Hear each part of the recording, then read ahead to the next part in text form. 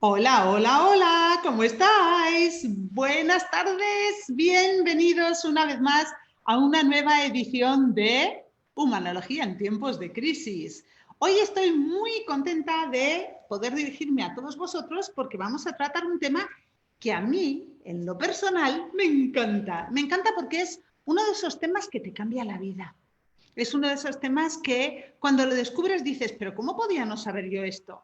Así que, como siempre, y antes de comenzar a meternos en faena, os invito a que uséis Messenger para escribirnos, para mandarnos vuestros mensajes, vuestras dudas, vuestras preguntas, vuestros comentarios y plantearnos, no sé, cualquier tema que no hayamos tratado hasta ahora. ¿Os parece bien? Vamos a empezar el programa presentándoos o mostrándoos a los otros dos coaches en optimismo que hoy tenemos aquí en directo con nosotros. Tenemos, voy a ver si les abro el micrófono, tenemos a Elizabeth que se nos está conectando desde Miami. Hola, Elizabeth. Hola, buen día a todos. Gracias, Jessica, por estas tips tan very nice. Gracias a Gracias. ti, cielo. Y también tenemos hoy a Miguel Ángel que se nos conecta desde Alcalá de Henares, en Madrid. Hola, Miguel, ¿cómo estás? Hola, buenos días, buenas tardes, buenas noches. Pues desde aquí muy bien. Ha llegado ya la primavera, ha llegado el calorcito, así es que deseando que nos dejen salir para disfrutar de las compañías con sus restricciones, eso sí. Sí, sí, con restricciones. Y fíjate, de eso en parte es de lo que vamos a estar hablando hoy. El tema de hoy es un tema que creo que igual os pueda servir a muchos de los que nos escucháis regularmente, porque vamos a abordar algo que en principio pudiera parecer alejado de la pandemia, de la crisis, de nuestra situación actual. Cuando la explique veréis que, sin embargo, esta cuestión no está tan alejada. Hoy vamos a hablar de no sé delegar. Delegar tareas, delegar trabajos. Cuando pensamos en delegar, yo me imagino que la mayoría de vosotros os vais inmediatamente con la cabeza, no sé, al trabajo o algún tema de estudios o algo así un poquito profesional, ¿no? Pero en realidad el delegar es algo que todos los seres humanos deberíamos hacer a diario y que deberíamos además aprender a hacer. Es que no se nos enseña a delegar. Yo no he conocido a nadie que realmente se tome la molestia ni en escuelas, ni siquiera en universidades muchas veces, ni en puestos de trabajo, ni en el hogar. Yo no he conocido a nadie que haga el esfuerzo por enseñar a los demás a delegar. Entonces, ¿cómo delegamos? Pues delegamos más o menos como Dios nos da a entender, ¿no? Más o menos vamos delegando como, bueno, pues vamos viendo que otras personas delegan o como vemos que la gente lo hace habitualmente por imitación o por aprendizaje. Pero realmente aprender a delegar, uy.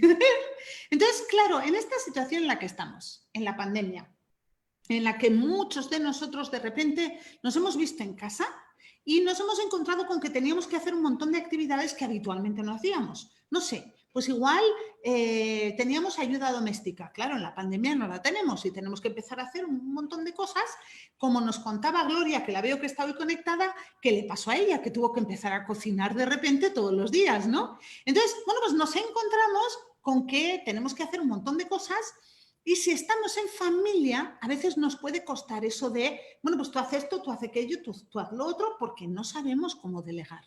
Y bueno, pues también podemos tener ciertas creencias limitantes en esto del delegar que nos lleva a estar todo el día haciéndolo todo nosotros o queriendo hacerlo todo nosotros. Por eso hemos pensado que hoy estaría muy bien hablar de eso de no sé delegar. Lo primero, como siempre, voy a daros yo una herramienta y después vamos a abrir el debate, la conversación, la comunicación para ver pues, qué ideas podemos compartiros que os puedan ayudar a aprender a delegar un poquito mejor. Cuando hablamos de delegar, habitualmente yo animo a la gente a que delegue siguiendo un procedimiento. Como todos ya sabéis en la humanología, 1, 2, 3, 4, primer paso, segundo paso, tercer paso. Bueno, pues el primer paso es definir muy claramente qué es lo que se está delegando. Si yo fuese a delegar, no sé, oye, en Elizabeth y en Miguel, que los tengo aquí conectados en directo, el que llevasen a cabo el humanología en tiempos de crisis de mañana, yo les tendría que decir exactamente qué quiero que hagan. Pues mirad, quiero que mañana os hagáis cargo vosotros de hacer el programa de humanología en tiempos de crisis, que es a tal hora y se emite en tal sitio y de tal manera. ¿El qué? Lo segundo que voy a tener que delegar es el cómo. ¿Cómo quiero que se haga? Porque muchas veces delegamos el qué. oye, haz esto. Y ya está. Y no decimos el cómo. Y ahí tenemos un problema.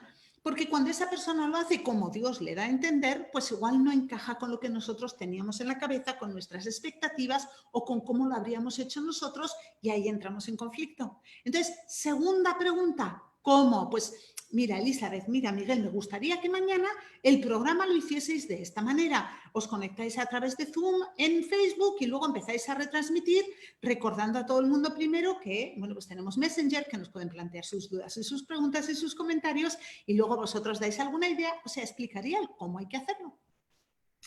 Tercero, hay otra tercera pregunta. ¿Para cuándo? Porque, una vez más, muchas veces toma, haz esto. Y no decimos para cuándo lo necesitamos. Y de repente, ¡ah! Pero todavía no lo has hecho. Y tú, no, si me lo has dado hace 5 minutos. Ya, pero es que lo necesito ya. A ver, no me lo has dicho, ¿cómo lo ibas a ver? En esta tarea de delegar hay una cosa fundamental y se nos olvida muchas veces. ¿Sabéis qué es? Que nadie nos puede leer la mente. Y aquello que nosotros damos por sentado, por válido, por aprendido, por explicado, a veces no lo está tan claro, ¿verdad? Por eso tenemos que practicar estas 3 preguntas, el qué, el cómo y el para cuándo. Eso es exactamente la información que vamos a tener que darle a la otra persona para asegurarnos de que estamos haciendo el acto de delegar de forma correcta. Pero cuidado, que os he dicho que había 4 pasos. Hay un cuarto paso.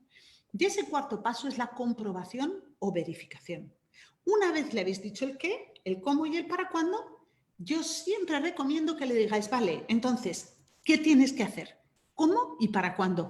Y que la otra persona te lo devuelva con sus propias palabras. Es la única manera que tenemos realmente de comprobar que aquello que le hemos delegado lo ha entendido, lo ha hecho suyo y que estamos en la misma onda, ¿no? Que hemos explicado y hemos entendido exactamente lo mismo. Cuando se hace un ejercicio tan básico, tan simple como este, ¿cuántos dolores de cabeza nos ahorramos? ¡Uf! Y además, esta técnica tan sencilla del qué, del cómo, el cuál, para cuándo y que te he contado, es una técnica que se puede utilizar con todas las personas, a todas las edades. Se puede hacer con niños, se puede hacer con adultos, se puede hacer en el entorno laboral, se puede usar en el entorno familiar, se puede hacer con amigos, se puede hacer con todo el mundo y funciona siempre. Entonces, lo primero que yo os recomiendo es que aprendáis a utilizar esta técnica tan básica y tan simple para delegar, pero para que deleguéis en todo, en vuestra vida cotidiana también. Pues si hay que fregar los cacharros después de comer y quieres que lo haga uno de tus hijos, díselo con el qué, el cómo, el para cuándo y que luego te diga qué es lo que quieres tú que haga. Aunque suene a perogrullo, aunque suene a cosa muy básica y muy sencilla, os garantizo que así vais a poder delegar bien y vais a evitar muchos malos entendidos. Porque muchas veces creemos que lo hemos dicho y lo hemos solamente pensado. Y haciendo esto así, las expectativas tanto de quien delega como quien recibe lo que se ha delegado son las mismas y evitamos muchísimos problemas. ¿Qué os parece, Elizabeth? Miguel, ¿estáis de acuerdo con esta técnica de delegar? Está súper bueno porque yo crecí con mi papá militar y él siempre cuando nos daba alguna orden nos decía mensaje García. El mensaje García era que lo teníamos que investigar todos nosotros y teníamos que saber qué, cómo, cuándo, dónde y para qué. Entonces, acostumbro yo a hacer eso mucho con mis hijos. Y hay veces que ahí está el problema. ¿Por qué no se hizo? Porque no dijimos el qué, cómo, cuándo, para qué. Bien importante. Qué bien. ¿Y en tu experiencia, Miguel, tú delegas con el qué, el cómo y el para cuándo? Yo creo que sí. Creo que sí, y utilizo mucho el feedback. Lo que intento no, lo que hago es asegurarme de que la otra persona ha entendido lo que le estoy encargando, porque si no es muy fácil llevar a confusión, ¿no? Pero el delegar, hay gente que no sabe, porque nadie se lo ha enseñado, efectivamente, pero yo querría plantear, si me permitís, una cuestión, porque efectivamente hay gente que no sabe, porque esto no se enseña, pero hay gente que no le interesa, hay gente que no quiere delegar. El no delegar puede tener que ver con una cierta inseguridad y el miedo a dejar de ser el protagonista o que se crea que es una persona imprescindible para desarrollar alguna labor o algún trabajo que esté, y por eso no delega. O sea, está bien la parte esa de no sabe, ¿no? Porque nadie nos enseña, pero ¿y si a pesar de que no se sabe, porque nadie nos ha enseñado, es que no nos interesa por miedo o por inseguridad? Ahí lo dejo. Me encanta, ¿no? Sí, Miguel, es lo mismo que he dicho yo antes, estamos totalmente de acuerdo. Yo he dicho que muchas veces no delegamos por creencias limitantes. Y lo que tú acabas de decir es exactamente un ejemplo de eso. Si tú eres de los que te cuesta delegar o de los que tienes problemas delegando, o si tú te encuentras con que, bueno, pues que cuando delegas la cosa no acaba de funcionar de todo bien, muchas veces es por lo que te está diciendo Miguel, porque igual tienes alguna creencia que te está limitando en este terreno. Puede ser que tú creas que todo es tu responsabilidad. Puede ser que tú creas que solo tú haces bien las cosas. Puede ser que tú creas que tú deberías encargarte de todo y dejar que los demás se cuiden. Puede haber tantísimas creencias limitantes detrás de la no delegación que, claro, nos costaría no uno, sino 25 programas analizarlas todas, pero es importante lo que dice Miguel, que os planteéis si queréis o no queréis delegar primero. Hemos dado por supuesto que en este caso queríais, pero ya hemos explicado que puede haber veces en las que no queráis. Y si no queréis, como os decimos siempre en la humanología, que sea porque conscientemente así lo decidís y no porque tenéis por ahí una creencia, no sé, quizás subconsciente incluso, que os está llevando a no delegar por algún tipo de opinión que tenéis por ahí oculta. ¿De acuerdo? O sea, que sea algo consciente. Gracias, Miguel. Efectivamente, es un tema a tener muy, muy, muy en cuenta. Tenemos ya gente que se nos está conectando. Muchísimas gracias. Nos están haciendo comentarios. Veamos. Nos dice Gloria Marín desde Perú. La delegación es un arte. Repartir tareas o actividades definiendo inicios y fin, límites y límites. Lo importante es asegurarse de un entendimiento de las partes. Efectivamente, lo que ha dicho Miguel, el feedback, lo que he explicado yo, de repetir, lo que nos decía Elizabeth, de que se comprenda exactamente qué es lo que se está delegando, es fundamental el poder cumplir con todos esos pasos para que se delegue bien. Añade además Gloria, es cierto, pero no delegar es muchas veces signo de inseguridad. Efectivamente, lo que nos acaba de decir Miguel.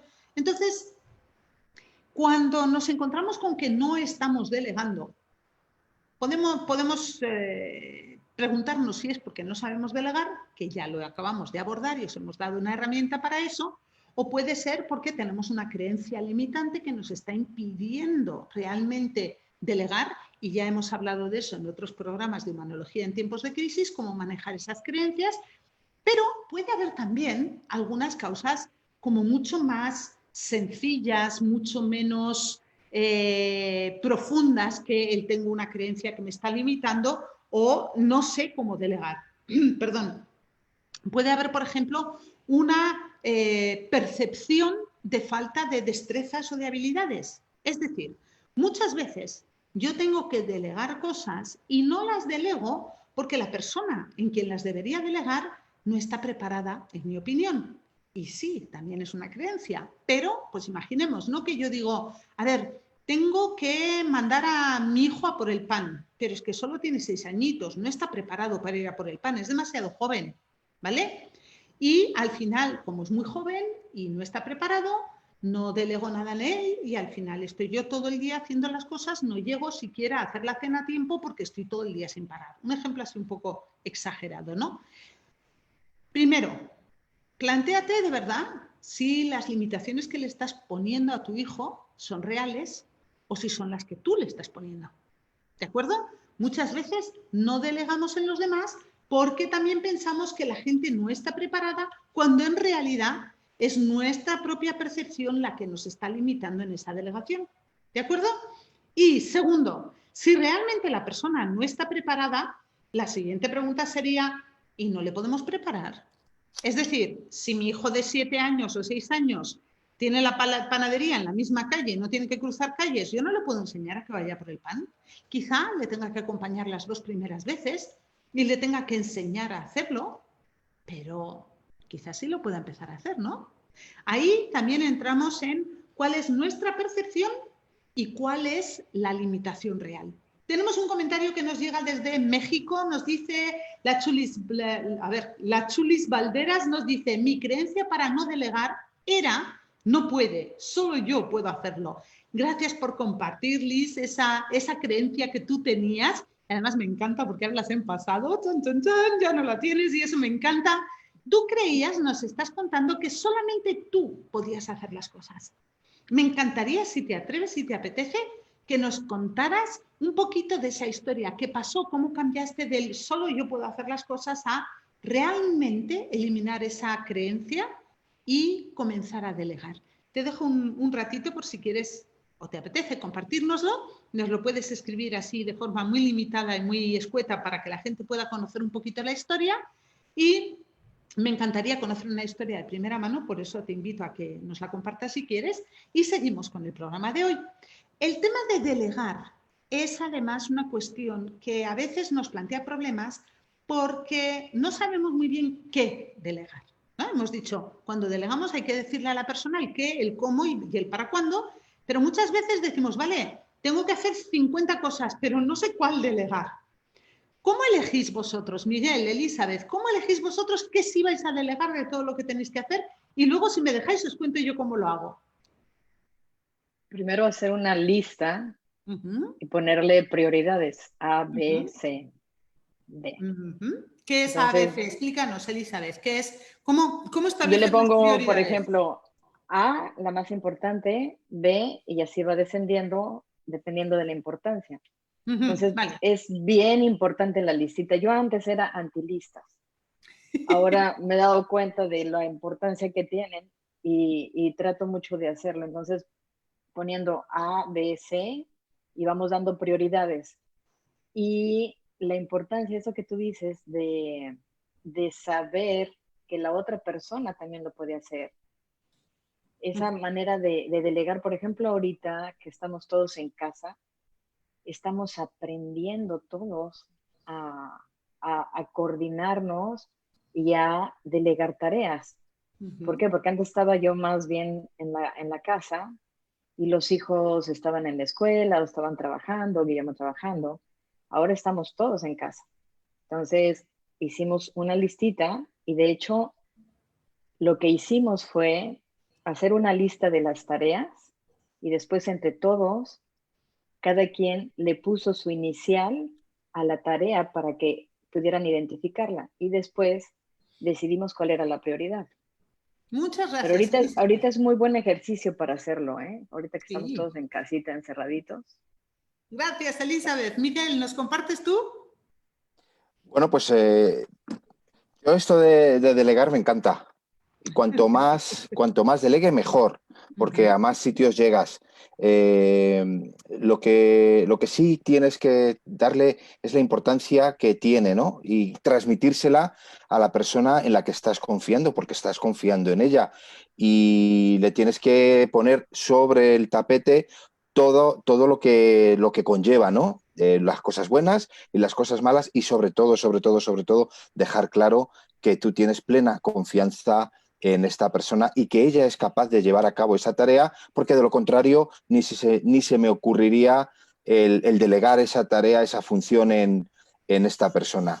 Yo creo que es fundamental y además es muy bonito porque una vez que has delegado, como tiene que pasar, recibes un feedback, ¿no?, de las personas que son las delegadas tuyas, en definitiva, y se crea equipo, se crea grupo, se crea buen ambiente.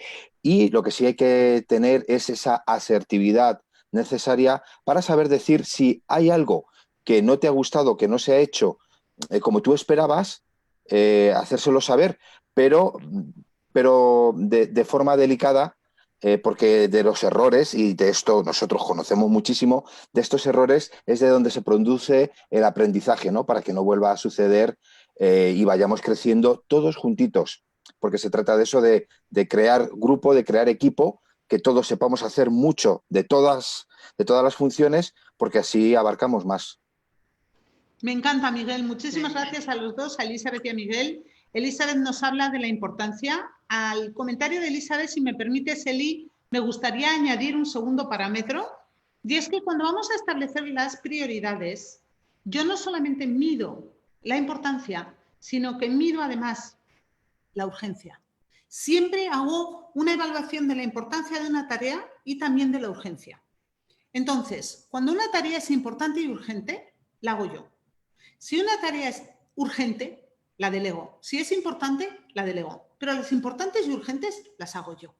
¿Por qué? Porque, por ejemplo, en mi empresa, ¿vale? Si estamos hablando de otro tema, igual no, pero cuando se puede, habitualmente yo tomo las decisiones sobre esa cuadrícula de urgente, no urgente, importante, no importante, para poder ir ordenando todas las tareas en función de ambos parámetros. Y así, bueno, pues me aseguro de que las cosas que igual no son tan importantes, pero sí son urgentes, no se me quedan colgadas.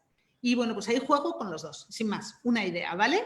Y luego, Miguel, me encanta eso que me dices de que a ti te encanta delegar y que tú les dices, pues eso, que hagan las cosas y que así se crea equipo, es fenomenal.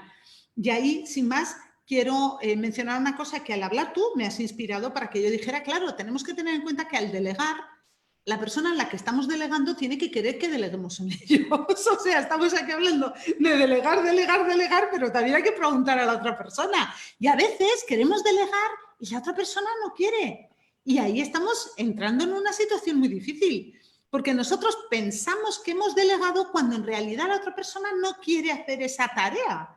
Y nosotros creemos que le hemos delegado, ¡guay, yupi, yupi, qué bien!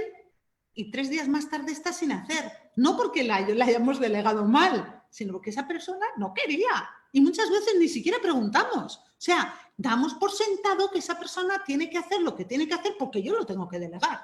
Entonces, bueno, pues también ahí simplemente aseguraros de preguntar primero si la persona quiere que deleguemos en ella. Eso me ha encantado, Miguel. Muchísimas gracias. Me parecen 2 contribuciones súper válidas. Tenemos una respuesta de la Chulis Valderas, que creo que igual nos cuenta su historia. Gracias, Liz. Dice, mi creencia limitaba las capacidades reales de los otros y el cambio se dio al desarrollar yo la tolerancia y la flexibilidad ante las equivocaciones. Me encanta. Muchísimas gracias, Liz, por compartir esta historia tuya. El que tú misma reconozcas que tuviste que ampliar tu capacidad de aceptación de las equivocaciones en los demás, nos dice que quizá ahí tenías una creencia limitante, el que estaba mal equivocarse. Y Miguel también acaba de hacer referencia a eso, ha dicho, es importante que nos equivoquemos para aprender de esas equivocaciones y que manejemos las equivocaciones no como una crítica, no como algo negativo, sino como una oportunidad de crecer y aprender. Entonces, en ese campo, en ese sentido, Liz, tú nos acabas de poner un ejemplo de la vida real en bandeja. Muchísimas gracias, porque aquí vemos cómo ella, al permitir que los demás de repente se pudieran equivocar y no pasara nada, le permitió a ella cambiar su creencia limitante y empezar a delegar un poco más. Y supongo, Liz, luego si quieres me lo confirmas, que al empezar a delegar un poco más, la delegación se fue convirtiendo en algo más habitual y empezó a haber menos equivocaciones. Ya me lo confirmas. Nos dice Gloria desde Perú que la comunicación es importante. Sí, totalmente. Es lo que hemos dicho en un principio. No podemos delegar si no hay una comunicación absoluta. Liz, Elizabeth, ¿querías decir algo? Ahorita me acordaste de una amiga que vive con su hija y obviamente siempre estamos, ay, con que, ay, no, porque es que está estudiando, ay, no, porque es que está trabajando, ay, no es porque no sé qué, ¿no? Pero al final de cuentas siempre hay que repartir los trabajos en la empresa, en la casa, en todos lados, y eso de tener la confianza, hay veces que ellos no quieren. Esa era la lucha de mi amiga, que no quería la hija colaborar con ella. Entonces, ¿cómo hacer para que ella colaborara? Lo que ella empezó a hacer es dejar de hacer para que reaccionara la hija, ¿no? Entonces, eso hay que tratar de la comunicación con cariño, con amor, con respeto, con todo, para que se cree también la necesidad de otra parte, ¿no? Que es de ambos lados.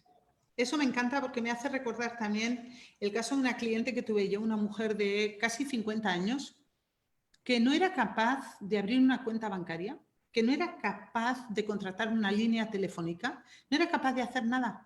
¿Por qué? Porque ella creció en un hogar en el que sus padres la protegieron tanto que nunca aprendió a hacer nada. Y salió del hogar de sus padres para entrar en el hogar de su marido, que también la sobreprotegió. Y de repente, cuando la relación con su marido se rompió y se quedó sola, se dio cuenta de que no sabía hacer nada. No estaba preparada para vivir sola porque no sabía hacer nada. Entonces ahí un pequeño aviso a esas mamás y papás que a veces sobreprotegemos a nuestros hijos y no delegamos nada en ellos porque son muy pequeños, son muy jóvenes, están muy ocupados, tienen que estudiar, tienen que estar haciendo otras cosas, ya lo hago yo. Cuidado, porque delegar no es explotar a nuestros hijos, delegar a veces, Exacto. y estamos hablando del hogar, ¿no? A veces es enseñarles a tomar las riendas de su vida. Y por eso el qué, el cómo y el para cuándo y la comprobación de que han comprendido. Porque les vamos a ir enseñando a que vayan tomando responsabilidad de poco a poco. Que es también lo que nos decía Miguel, ¿no, Miguel? El que van poco a poco aprendiendo y se van desarrollando y luego están más preparados y más capacitados para la vida real. Ujú.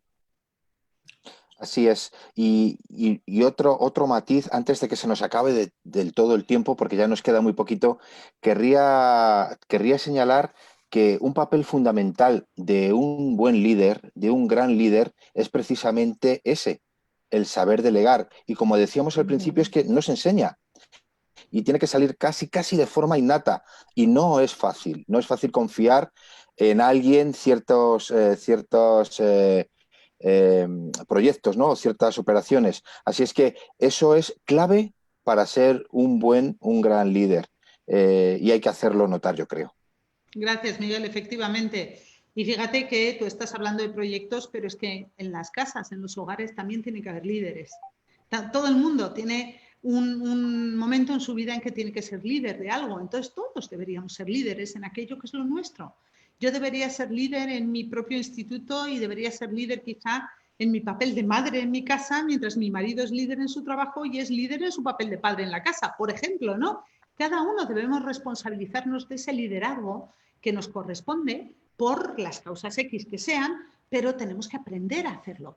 Y hoy queríamos pues, plantearos que quizá no os hayan enseñado, no os sintáis culpables si no habéis aprendido, porque igual no se os ha enseñado. Y como estáis viendo, pues hay muchísimos subtemas dentro de este tema de delegar que merece la pena dedicarle unos minutos de atención y preguntárselos y analizarlos y abordarlos, ¿no?